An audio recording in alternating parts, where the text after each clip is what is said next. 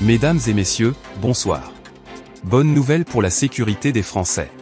On apprend qu'un large recrutement de plusieurs dizaines de milliers de policiers va avoir lieu, selon le ministère de l'Intérieur, dès le début de janvier 2026.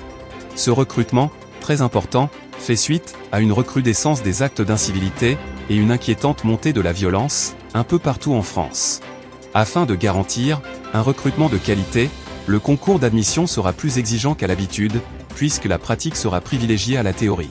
C'est ainsi que le tir au ballon, en collaboration avec les fêtes foraines, sera une épreuve phare du concours 2026, ainsi que la machine à coups de poing, dont la barre des 800 devra être obligatoirement dépassée.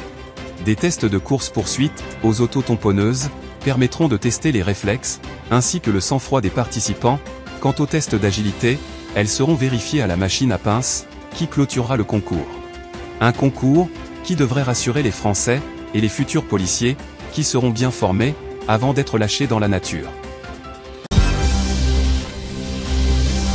On apprend que le célèbre polémiste, défenseur des valeurs chrétiennes, qui selon certaines sources serait prêt à se convertir au catholicisme, serait sur le point de recevoir une nouvelle distinction honorifique, celle de grand chevalier de la nation. Après plusieurs années à déverser sa haine, sur tous les plateaux de télévision, après de multiples condamnations pour injures racistes et provocation à la haine raciale, c'est avec logique qu'il remporte ce prix au pays des droits de l'homme. Une distinction, saluée par Benjamin Netanyahou, par les soldats israéliens accusés de viol sur un Palestinien, par Nicolas Sarkozy, le saint innocent qui a été injustement enfermé à la prison de la santé, ainsi qu'un soutien inattendu, celui des bisounours. Des soutiens de qualité, des hommes de lumière, capables de redorer le prestige de la France, et d'offrir au monde libre, énormément de joie, de bonheur, de justice, et bien sûr de paix. Islam. D'après une enquête explosive, dirigée par BFM-VC, CNews, en collaboration avec la spécialiste Florence Berger-Blaquet, anthropologue et chargée de recherche au CNRS, nous apprend avec stupeur que le Covid-19 aurait été développé en Afghanistan, dans les grottes de Tora Bora, par un groupe d'islamistes intégristes, dont le but étant d'islamiser la France.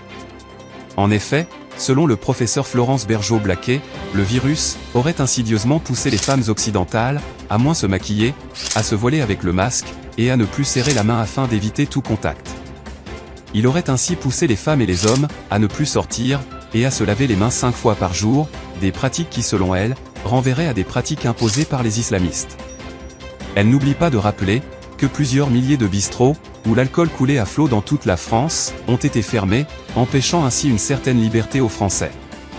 Une situation inquiétante, qui selon elle, expliquerait en partie l'augmentation considérable de la dette, et appellerait les Français à un réveil vital et nécessaire. Affaire à suivre.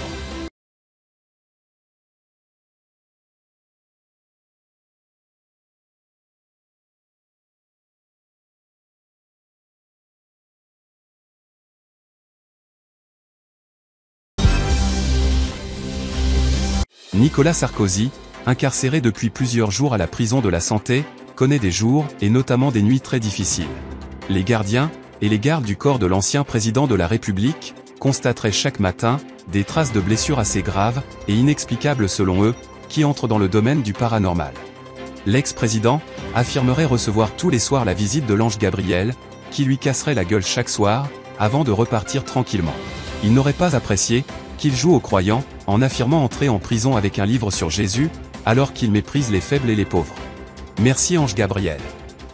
En 2005, juste avant la mort de Ziad Ebouna, Nicolas Sarkozy, alors ministre de l'Intérieur à Argenteuil, parle de la, je cite, racaille. En 2025, 20 ans plus tard, il a été condamné pour association de malfaiteurs.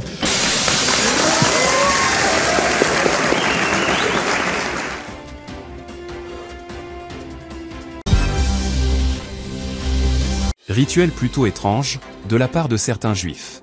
Les caparottes sont un rituel d'expiation, pratiqué par certains juifs, la veille de Yom Kippour. Cela consiste à faire tournoyer un poulet vivant, au-dessus de la tête d'une personne, en récitant une courte prière à chaque fois, afin de se libérer des péchés accumulés. Ce rituel symbolique vise à transférer les innombrables péchés de l'année écoulée à une pauvre poule innocente. Un rituel utilisé par certains soldats israéliens, qui espèrent libérer leur conscience d'un poids extrêmement lourd, à une pauvre petite volaille.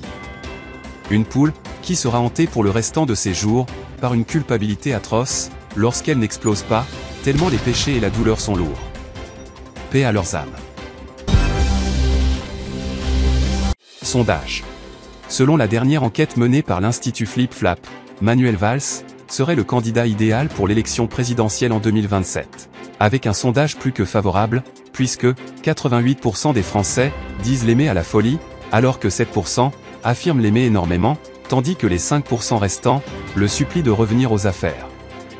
C'est une véritable déclaration d'amour du peuple français à l'enfant de la République qu'ils ont failli perdre lorsqu'il a décidé de quitter la France et la politique française pour se présenter à Barcelone avant qu'il ne décide de revenir pour le plus grand bien de tous. Jérémie, arriva, arriva, andale, andale. Découverte de rouleaux de cuivre historiques. Une équipe d'archéologues israéliennes aurait fait une découverte extraordinaire dans le sud du Negev, une découverte inattendue et inespérée, qui bouleverse totalement l'histoire biblique. Des documents, datés au carbone 14 par le Mossad, service secret israélien, à qui on peut avoir une confiance totale, ne fait aucun doute sur l'authenticité et sur la véracité de cette preuve historique, et dorénavant indiscutable. Selon les experts, qui ont étudié une partie des textes anciens, ils parleraient d'une tribu, et plus particulièrement d'une famille de cet enfant, dont le patriarche aurait pour nom l'émir Abdelkader ibn Tebboune. Selon les Écritures, cette famille serait responsable de l'arrestation de Jésus-Christ, puisqu'il est clairement inscrit qu'il l'aurait balancé sans aucune pitié aux Romains, en échange de quelques pièces d'or. Une preuve claire et nette qu'il a enfin l'honneur des pharisiens, accusés à tort depuis plus de 2 millénaires d'avoir vendu Jésus aux Romains.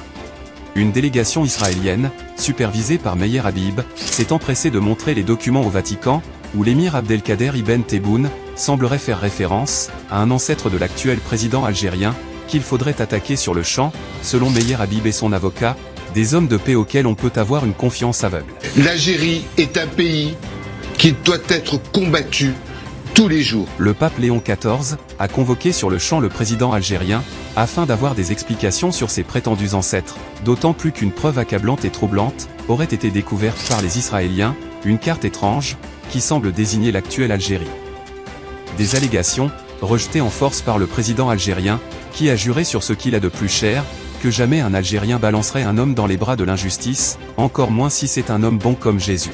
Des paroles, qui ont rassuré le pape Léon XIV, réclamant une nouvelle expertise des documents, proposition rejetée par les Israéliens, accusant le pape de ne pas leur faire confiance, et de glisser doucement, vers un certain antisémitisme, voire d'être sous l'emprise des frères musulmans, ainsi que sous celle du Hamas. Il se dirigerait actuellement vers les États-Unis, dont le but de convaincre le président américain d'attaquer l'Algérie. Que vous écoutiez BFM, que vous écoutiez France Info, chaîne publique, chaîne privée, C'est de la merde. même pensée, même discours. Tranquillou bilou.